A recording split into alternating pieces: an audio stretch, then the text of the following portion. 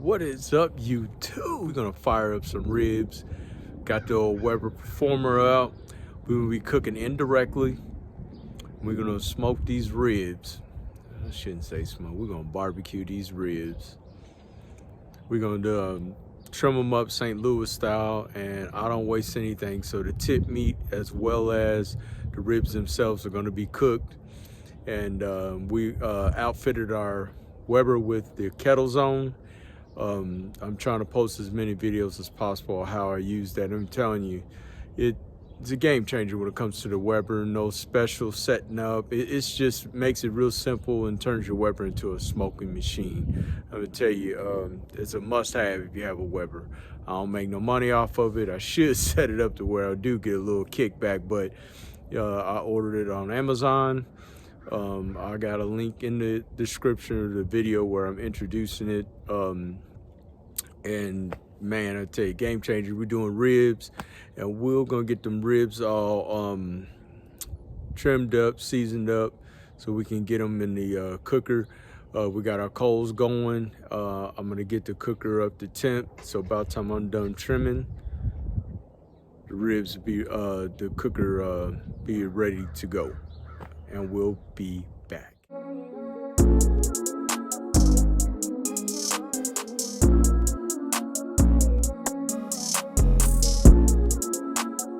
All right, you can see how I got my Kettle Zone set up.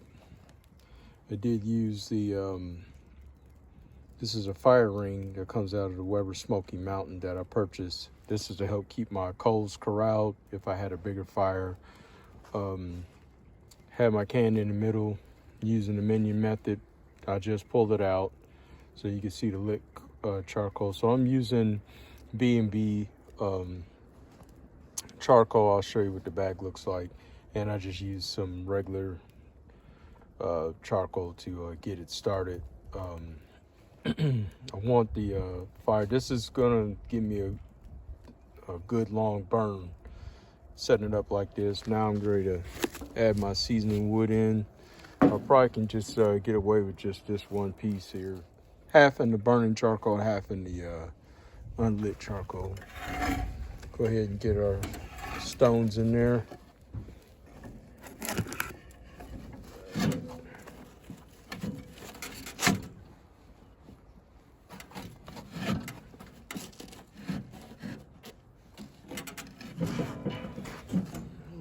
Get our grill grates on. And we got that little deal here that you gotta line them up with on both sides. So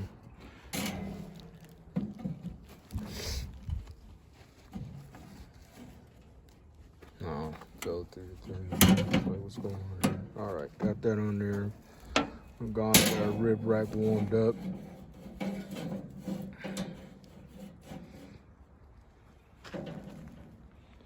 Get the lid on, let it come up to temp. Got our vents wide open, top and bottom. And we're gonna let them cruise about 250, 275 range. And we'll be back. All right, folks, we got our ribs trimmed up St. Louis style. This is a little chunk of meat that's on the bottom of the rack. It's part of the diaphragm, so trim that off. I'll cook everything. This is part of the rib tip, which was attached to one of these, and I just cut it off, cook it separate, but it's all gonna get sliced up. So we're gonna have some rib tips, we got spare ribs, and this is just the end of the rib that's trimmed off. It's gonna cook a little faster than the rack itself, so we want everything to taste good and look good, and we don't want no burnt up meat. And to season it, just gonna hit it with some Jimmy's All-Purpose and the Real Deal Barbecue Rub. Gonna get it all seasoned up and get them ready to go in the cooker, and we'll be back.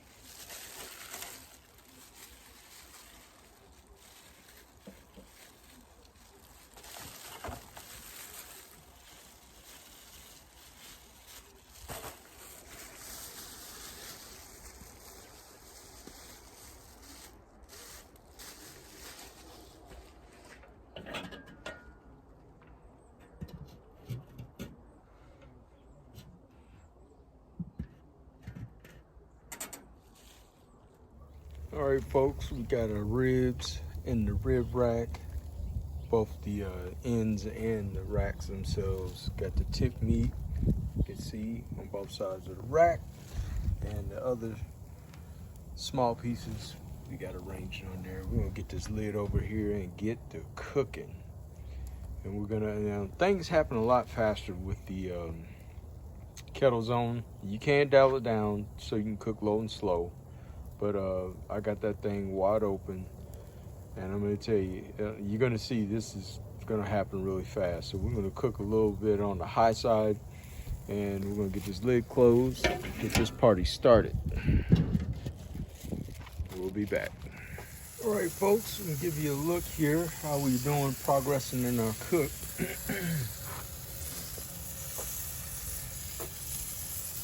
I've given all the meat a flip, even the ones in the rack, flip them upside down.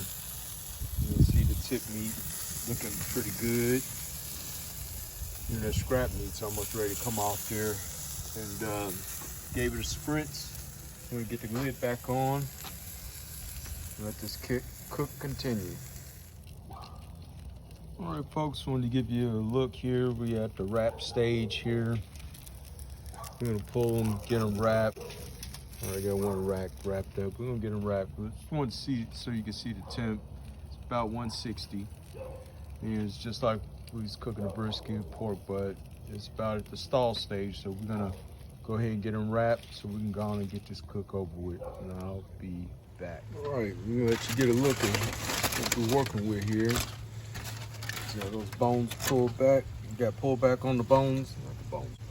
Back. Look at that bend. Beautiful. And put my glove on. Got a little ahead of myself, didn't have my glove on. But yeah, got that beautiful bend. Look at that nice color. All right. All right, what we're gonna do here, it's my son's birthday, so hooking him up a rack of ribs just for him. So I'm gonna do is sauce them and let the sauce set, and then pull them in. The rest of these, we're just gonna let them rest, and we'll be back. All right, we got our rack sauced. We're gonna get the lid on, and we're gonna let it go for approximately 5 minutes. That's all it's gonna take, folks, 5 minutes, and we'll be back. We're getting ready to pull them. We're gonna let them rest. I'm not gonna put them back in the cooker because they don't have any sauce, so there's no reason to put them back in there to let them. You only do that if you got sauce on them. So the sauce was set, so I didn't sauce these. But we're gonna pull them so they can rest, and after they've rested, I'll let you get a look at what they look like. We'll be back.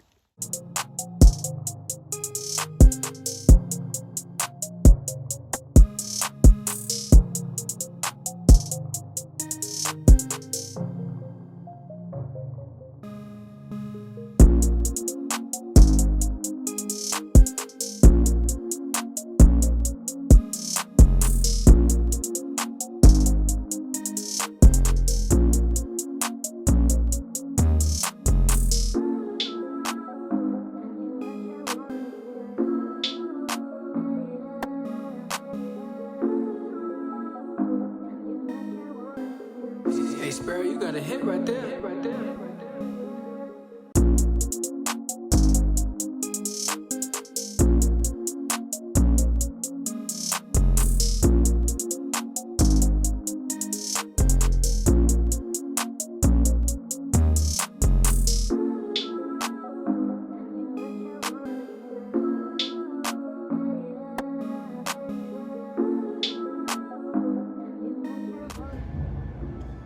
Here we go.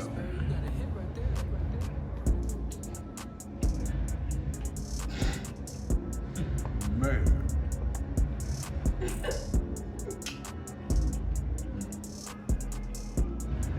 Can we eat now? No.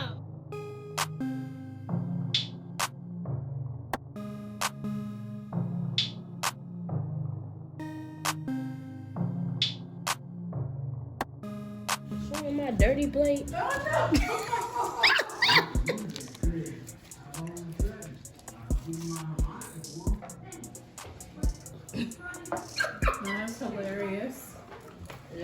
gonna bite my rib.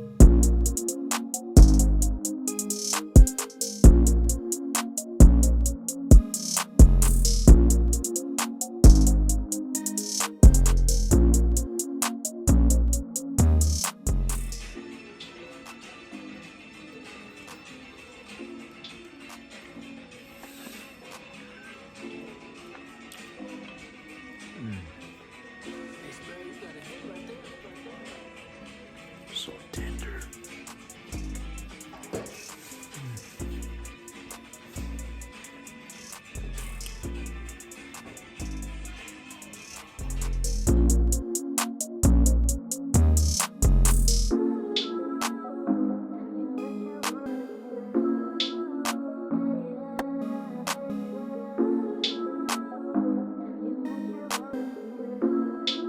Hey, Sparrow, you got a hit right there.